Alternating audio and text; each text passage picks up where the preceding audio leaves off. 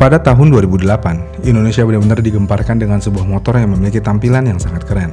Performanya cukup oke, harga yang bisa dibilang tidak terlalu mahal, dan yang pasti suara yang dihasilkan benar-benar unik dan berbeda dari sebelum-sebelumnya.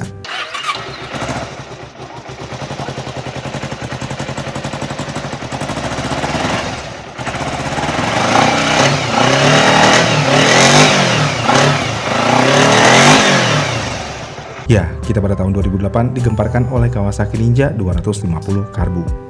Ketika dikeluarkan, motor ini benar-benar langsung bisa diterima oleh pasar dan penjualannya pun laris manis.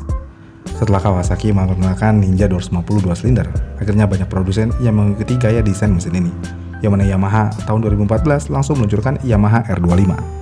Mesinnya pun juga serupa, yaitu 2 silinder.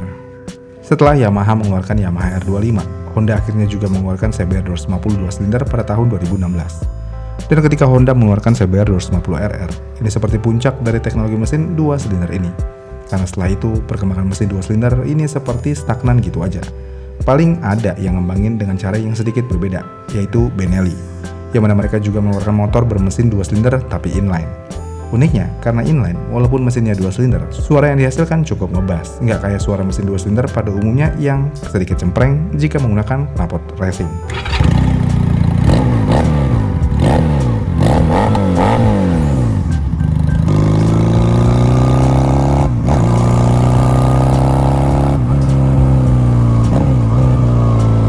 Namun selain Benelli, tidak ada produsen lain yang mengembangkan mesin 2 silinder lagi ke tingkat selanjutnya. Malah Kawasaki mengembangkan mesin 4 silinder untuk mesin 250cc. Kasarnya mesin 250cc 2 silinder udah ditinggalin gitu aja sama produsen. Namun kenapa? Kenapa produsen meninggalkan mesin 2 silinder dalam pengembangannya? Apakah mesin ini sudah sampai puncaknya sehingga tidak bisa dikembangkan lagi? Oke, jadi gini. Pada mesin 250cc 2 silinder, kapasitas mesin tentu aja akan dibagi menjadi 2 bagian. Artinya, setiap silinder hanya memiliki kapasitas sekitar 125cc. Yang berarti juga, dengan kubikasi yang cukup kecil di masing-masing silindernya, berarti ukuran piston akan menjadi relatif kecil, ruang bakar juga kecil, volume udara dan bahan bakar yang masuk ke tiap silinder pun juga terbatas. Disinilah salah satu masalah teknis mesin 2 silinder ini muncul, yang mana semakin kecil volume per silinder, yang berarti akan semakin sulit bagi mesin untuk menghasilkan torsi besar pada putaran rendah. Kenapa? Ya karena torsi sangat bergantung pada jumlah campuran udara dan bahan bakar yang bisa dibakar dalam satu siklus pembakaran. Ini berbeda jika mesin 250cc tersebut satu silinder, yang mana seluruh kapasitas 250cc akan berada dalam satu ruang bakar, yang berarti piston yang memiliki ukuran lebih besar mampu menghisap volume udara dan bahan bakar yang lebih banyak dalam satu siklus. Hasilnya adalah tekanan pembakaran yang lebih besar dan torsi yang lebih kuat pada putaran bawah. Ya, ini adalah masalah utama mesin 2 silinder. Dan sayangnya, sepertinya sampai saat ini, mesin 2 silinder udah berada di titik kompromi terbaik antara RPM rendah dan RPM tinggi. Kasarnya lagi, teknologi 2 silinder memang sudah sampai puncaknya. Tapi apakah produsen nggak bisa mengembangkan lebih jauh lagi? Jawabannya kemungkinan besar masih bisa. Tapi, jika produsen ingin meningkatkan tenaganya lebih jauh, berarti mereka harus menaikkan RPM secara signifikan. Namun, ada masalah baru yang akan muncul jika produsen ingin mengembangkan mesin ini ke level tersebut, yang mana min piston speed ini adalah kecepatan rata-rata piston yang bergerak naik turun di dalam silinder. Pada mesin performa tinggi, min piston speed biasanya dibatasi sekitar 20-25 meter per detik untuk menjaga keawetan mesin. Jika RPM terus dinaikkan untuk mengejar tenaga, piston speed akan meningkat dan menyebabkan beberapa masalah serius. Misalnya gesekan ring piston yang semakin tinggi, temperatur naik, dan lainnya.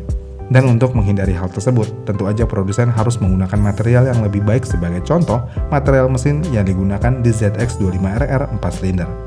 Jika material yang digunakan menjadi lebih baik, tentu aja biasanya pembuatan mesinnya akan menjadi naik. Jika harga pembuatan mesinnya naik, harga akhir motor tersebut akan naik.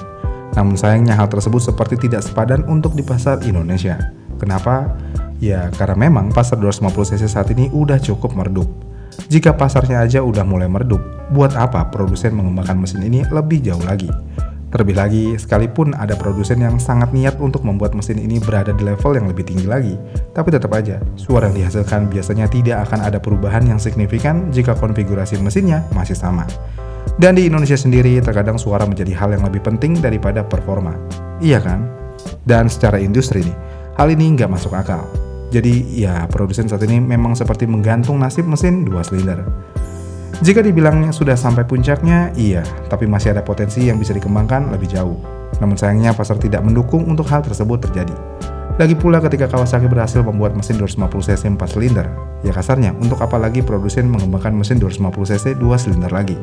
Karena lagi dan lagi, pasar udah nggak mau hal tersebut. Namun apakah dengan Kawasaki mengeluarkan mesin 250cc 4 silinder, produsen lain juga mengembangkan hal yang sama? Sayangnya enggak. Belum ada berita resmi atau pasti produsen lain seperti Yamaha dan Honda ingin bermain di segmen yang sama.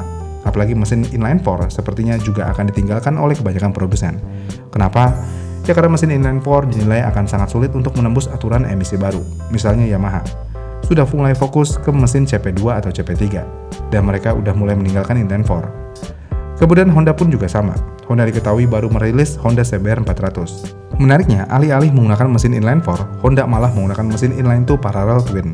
Yang berarti Honda seperti sudah kurang tertarik untuk mengembangkan mesin inline 4 lebih lanjut. Jadi ya, kemungkinan besar inline 4 250cc hanya akan dimiliki oleh Kawasaki aja. Lalu bagaimana dengan nasib mesin 250cc 2 silinder lainnya? Tentu aja mesin ini tidak akan berkembang lebih jauh lagi. Ditambah secara harfiah, penggunaan mesin 250cc 2 silinder ini cukup terbatas dan hanya bisa digunakan di motor tertentu aja, yaitu sport fairing. Karena jika kita melihat performa mesin ini di atas kertas jika digunakan di motor non-sport fairing, sepertinya memang kurang cocok. Misalnya di naked sport. Jenis motor ini seharusnya memiliki torsi bawah yang besar, tapi dengan 2 silinder tentu aja torsi bawahnya akan letoy. Paling untuk menambah torsi bawah, ukuran gearnya aja yang dimainin. Kemudian untuk supermoto atau trail, tentu aja mesin 250cc 2 silinder bukan pilihan yang tepat. Karena selain torsinya yang letoy, mesin 250cc 2 silinder juga memiliki beban yang lebih berat dari yang 1 silinder. Kasarnya lagi, jika produsen memaksa mengembangkan lebih lanjut mesin ini ke tingkat selanjutnya, produsen tidak bisa sharing platform mesin ini ke motor jenis lainnya selain versi nakednya. Jadi ya, dari awal memang sebenarnya mesin 2 silinder ini kurang masuk dalam industri, karena penggunaannya yang terbatas dan jika ingin di-upgrade pun terlalu kompleks dan terlalu mahal. Tapi di luar dari ini semua adalah mesin 250cc 2 silinder yang ada saat ini secara harfiah sebenarnya bukan mesin yang buruk. Karena mau bagaimanapun, mesin 2 silinder ini bisa menjadi dasar pengembangan ke kubikasi yang lebih besar. Cuman aja memang secara industri nggak masuk sama sekali. Dan jika kita mau melihat Benelli yang mengembangkan mesin ini ke level yang berbeda, tapi Benelli tidak terlalu peduli dengan performa sepertinya, karena mereka hanya mengejar suara aja. Karena mau bagaimanapun, 250cc twin parallel aja hanya bisa menghasilkan torsi yang kecil. Bagaimana dengan 2 silinder yang tipenya Benelli? Torsi yang dihasilkan jauh lebih kecil. Makanya motor Benelli yang menggunakan 2 silinder inline nggak ada tenaganya sama sekali di tarikan bawahnya. Ya kan? Jadi kesimpulannya, produsen memang sudah meninggalkan mesin motor ini dan produsen tidak ada alasan yang kuat untuk melakukan upgrade di mesin ini. Gimana nih menurut kalian? Komen di kolom komentar di bawah ya, dan sampai jumpa di video selanjutnya.